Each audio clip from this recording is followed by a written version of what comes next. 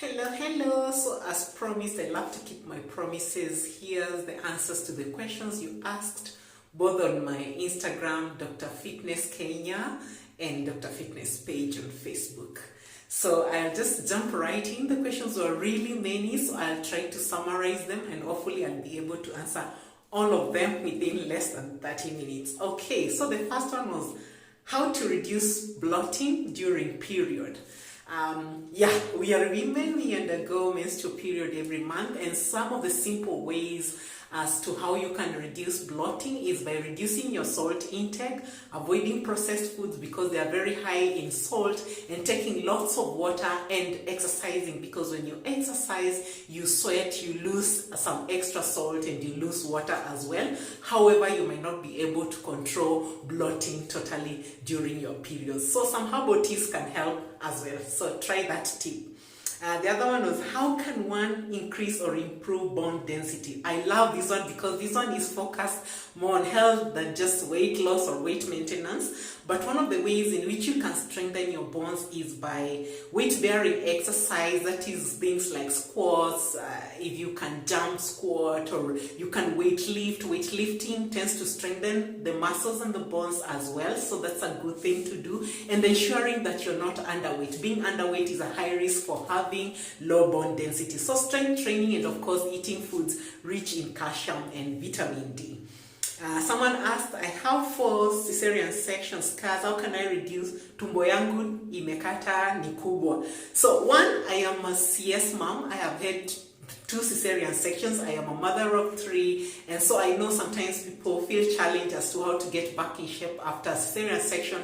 But let me tell you, having a cesarean section in itself does not make you gain fat, and therefore losing fat is just like for anyone else, whether they've delivered or not, whether they've had a cesarean section or vaginal delivery. So even after cesarean sections, I've still been able to lose the tummy, and this is simply by exercising regularly, which I do 4 to 5 times of the week, and I walk a lot, and most importantly, clean eating that is portioned is what has really worked for me in terms of getting a flat belly. So CS is not an excuse to have a big belly. You can lose it as well. So recommended quantity of fruits, of course the dietary recommendations say 5 portions of fruit and vegetables per day. However, I don't believe it's a must to have fruits just because they are high in sugar, but they are healthy as well. So if you're trying to lose weight and you have a lot of weight to lose, you might have to limit your fruits, but 2 portions a day is okay. But I recommend otherwise in my classes, depending on what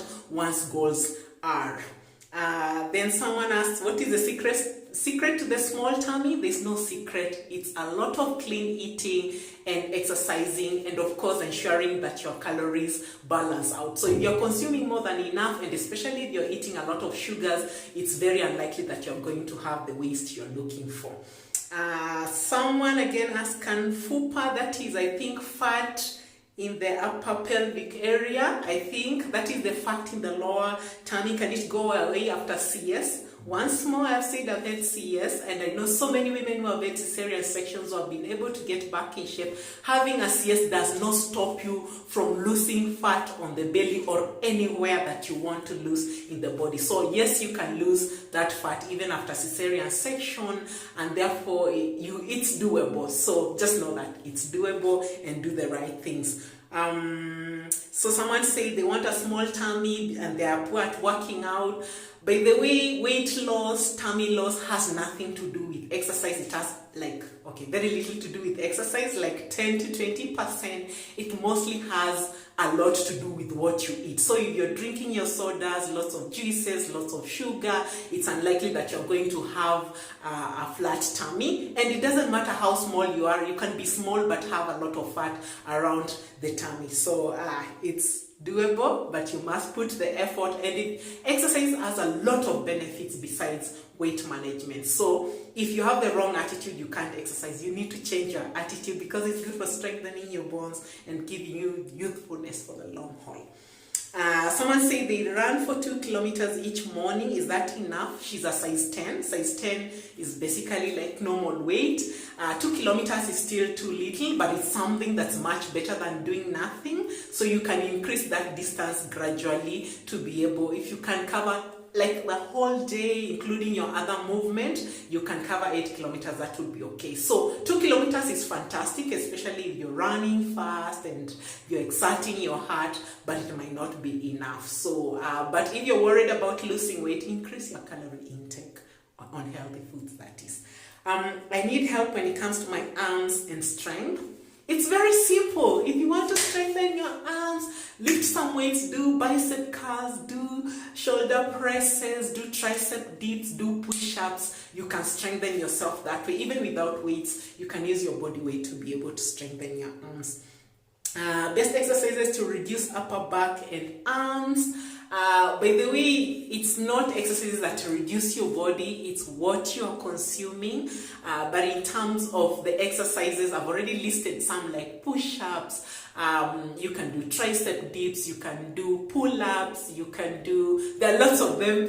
You can join my classes. My classes are total body workouts. It's scheduled to focus on different areas of the body at different days of the week. Some days we do actually total body workouts. So that's what you need to focus on and give some attention to the arms as well. But you can't just lose fat on particular areas of the body. However much you try, it ain't gonna happen, because how we lose fat is determined by our genetics, but how we strengthen our muscles we can choose by the kind of exercises we pick to do. Lower belly fat and loose skin after weight loss. Okay, someone asked how one ends up getting loose skin after weight loss, whether it's dependent on how fast that happens. One, if you lose weight too rapidly, that is if you're losing more than a kg per week, you're likely to end up with loose skin. However, it's still possible, especially initially, because part of what you're losing is a bit of body water. So if after the first week you're losing more than a kg per week, and especially if you have a lot of weight to lose, you can end up with loose skin. So part of how you can avoid having the loose skin is controlling how fast you're losing weight. So just portion your foods well, but most importantly, do some strength training. Lift a bit of weights or use your body weight.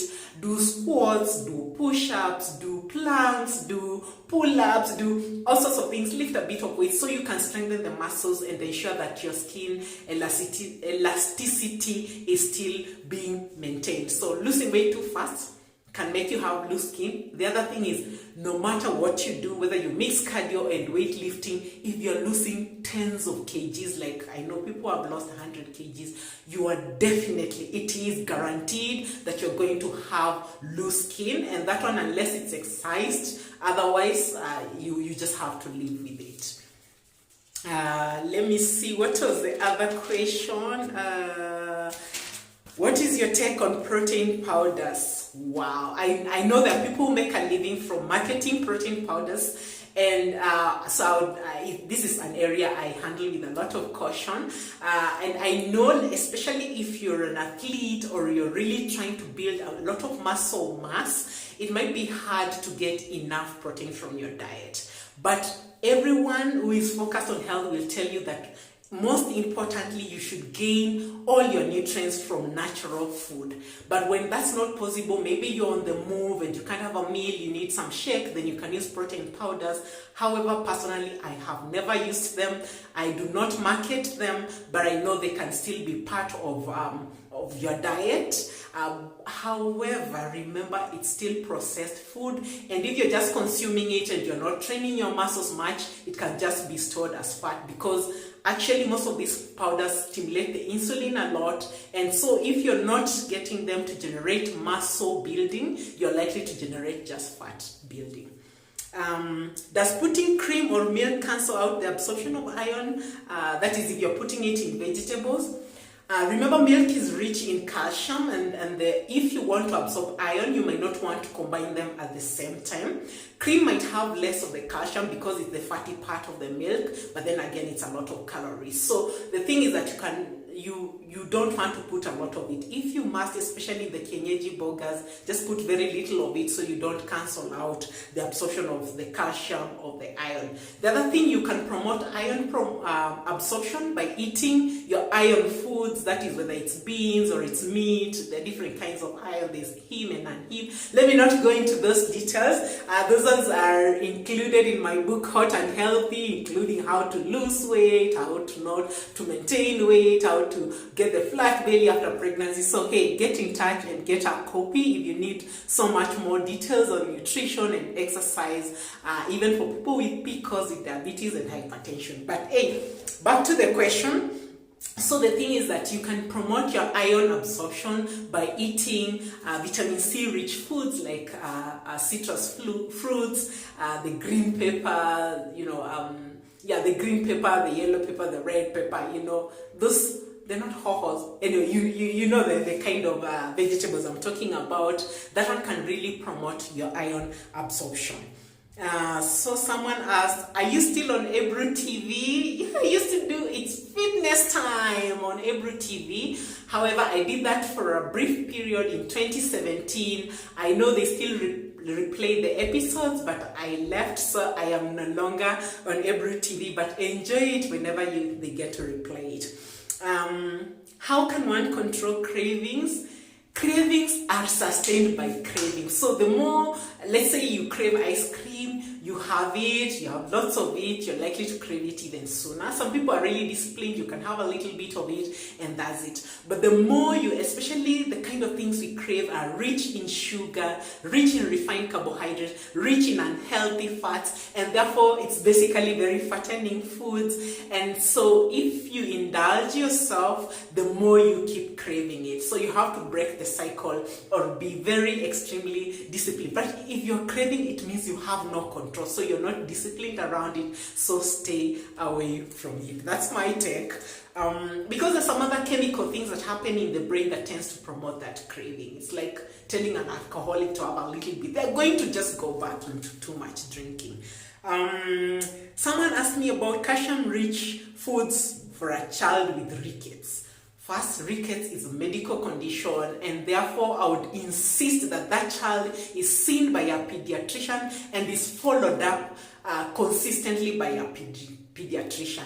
I am an adult specialist medical doctor, and therefore I don't see lots of babies, and so I might have rusted a little bit on some of these things, but the thing is that you must get your child seen by a pediatrician. But that said, of course, the foods that are really rich in calcium and good for kids, easy to digest, is like milk, yogurt, cheese. Then of course, if you're exposed to it, omena is very rich in calcium as well. I know sometimes people put this in the baby's food. And then, okay, for such a child, they'll definitely be put on supplementation. And this is usually vitamin D combined with calcium, because vitamin D, the active form, helps in the absorption of calcium. So supplementation is definitely going to occur, but it's good to get your child consuming foods rich in calcium. So the milk products, the omena, sardines, fortified soya drinks, you want to try that, green leafy vegetables, as well as beans, and etc. The other question was, I think this one was on Facebook. Someone asked, I'm 2 months post CS, when should I start working out? Personally, I started working out 7 months after my second cesarean section is when I really intensified. Of course, you start easy and advance. I've done a blog on that some time ago, so I'm also going to share the link as well for that particular person. So you have to start easy. Don't be shy. The wound is not going to give away. But I must insist, it's just good to clear with your doctor, just in case you have any concerns. Then one asked, is it true that one can take too much water and the effects? Yeah, it's possible to take a lot of water, but most people actually take much less. And so for most of us, we need like 2 to 3 liters a day, but you can take so much more. And this includes whether you're taking herbal teas or you're taking soups that don't have salt added to it, and other fluids in your food and all that. And so that's still part of your fluid intake, but I recommend mostly just plain water intake, or green tea or herbal tea. I don't like those herbal teas, but anyway, you can try that, and don't add sugar because it cancels out most of the benefits.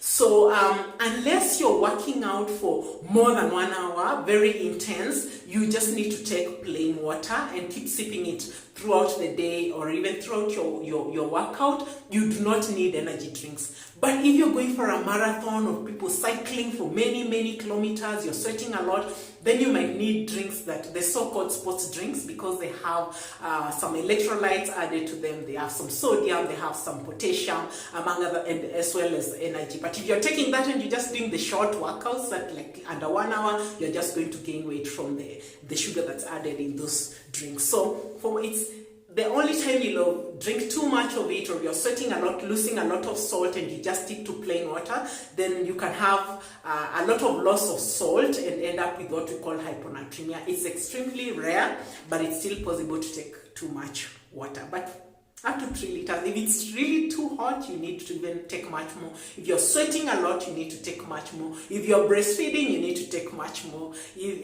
Such like conditions.